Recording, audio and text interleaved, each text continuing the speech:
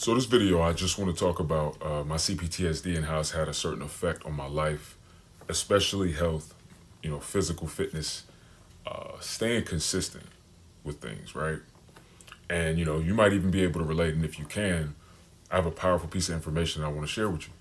But for the most part, dealing with CPTSD, man, it really has had huge effects on my consistency, right? With things that I need to do with life, order and structure, staying consistent and doing the things that could really help me and benefit my life in the right direction, right?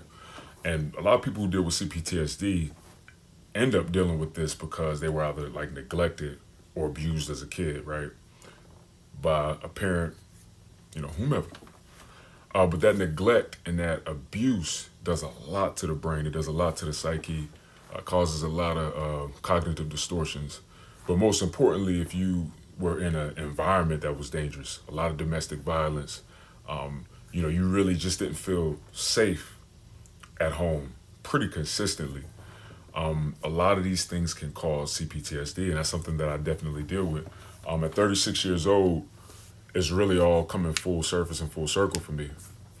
A lot of the times, people who deal with CPTSD end up going throughout their life and don't even know. You know what I'm saying? You don't even really know what's going on. If you don't have that understanding, you won't know. And, that was me. I knew I was dealing with something, but I just didn't understand it fully, right? I didn't understand why I struggled to trust people. I didn't understand why I struggled to trust myself. You know what I'm saying? And a lot of that comes from not having that safe parent that you feel like you could trust. You understand? It's really just a reflection of that relationship with whomever was abusive or traumatizing to you. They call CPTSD childhood complex post-traumatic stress disorder, or childhood or complex. But anyway, here's my point. The main reason why I'm talking about this is because if you went through some trauma, if you went through some abuse, I know what it's like to try to repress that. I know what it's like to be like, you know what, man, forget that. I don't even want to think about it, or, boom, boom, boom. I did all types of stuff trying to deal with it and trying to process that. And in all honesty, man, there's no way of really getting rid of it because it's going to show up in different areas of your life. It's going to show up in the way that you maneuver and the way that you move and live your life. It's going to show in your relationships. It's going to show in your business life, in your work life, and your friendships, in your career. You're going to notice, you're going to be wondering, like, why do I keep falling, right? Why am I making progress and then I fall? Or why am I doing something good for me and then I stop? Or why am I not being consistent in going in the direction that I need to go, or having the trajectory that I need for success? And a lot of times it's because of not processing trauma, repressing the trauma, ignoring the trauma, shame, guilt. A lot of the time shame and guilt, these feelings will come up.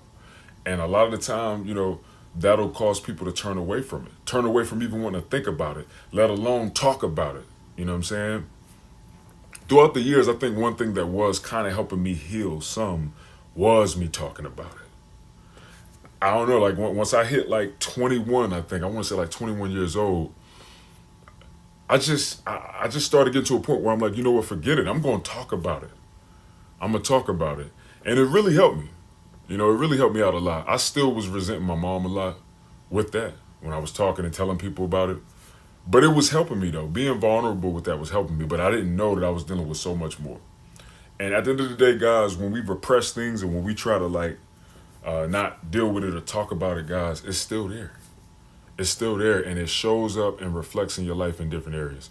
So if you find yourself just struggling to be consistent with, I don't know, a workout program, say you got a goal you're trying to hit, say you're trying to lose a certain amount of pounds of fat, say you're trying to, power lift, or you want to start getting into, I don't know, graphic design, or you just got some type of dream that you're trying to do, or you have something that you're trying to pursue, but you keep stopping it, or you keep procrastinating, or things end up going the wrong direction. You see what I'm saying? It's not going the way that you intended and planned for it to. If you're dealing with abuse, or if you went through abuse, or if you went through neglect, or if you went through like any type of abuse, any type of neglect, man, from a parent, or if you just didn't feel safe in your home, a number of things, it may be because you need to process the trauma.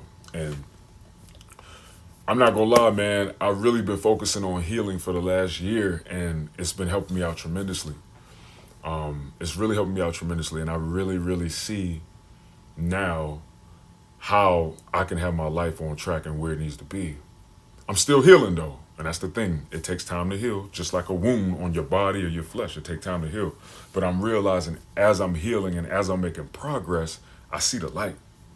I see the light, and things become more feasible, more realistic, and things really look like they're gonna happen. So I just want to pass that on, man. If you're dealing with these things, don't repress it. Don't turn away from it. When we're in denial too, denial is a big one. That's a big one. And a lot of the times when we're in denial, it's because of the feelings. The feelings are just too intense. You know what I'm saying? The feelings that you feel when you think about this, or when you try to think about it, or when sometimes that dysregulation and those feelings be so intense that you don't want to talk about it. You don't want to think about it because it's just too painful. And this is where the courage got to come in. This is where the strength got to come in. This is where if you believe in God, this is where you got to really look to God and be like, God, I need your help. Help me to face this instead of running from it, right? And as you begin to do that, as you begin to be vulnerable, you start to pull the layers off, and you start to actually acknowledge it yourself, and then talk to other people that you could trust. Man, it don't feel as painful no more. It don't feel as painful anymore. So, hey, whoever was meant to hear this, that's why I'm doing it. Hey, I hope it bless y'all, man. Like it's blessing me. Obviously, everybody didn't go through trauma like this in their childhood.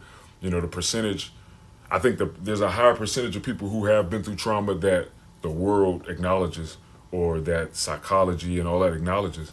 I think it's just a lot of people just aren't talking about it, and I guess they're trying to find their own ways of coping with it. But I know a lot of people ain't go through this, and it's cool. But this is for whoever did. This is for whoever may be struggling like this. And a lot of y'all that's struggling to have the physique that you want, if you went through that when you was a kid, it might have a lot to do with that. You might not feel worthy for real, even though you're pursuing it deep down in your subconscious. Your subconscious is like, man, I'm not worthy to look how how you want me to look. You know what I'm saying? Feelings of unworth, feelings of not loving yourself, just a number of things, man. So, hey, whoever this was for, man, salute. Share your thoughts below if you feel led to. Hey, until next time, salute.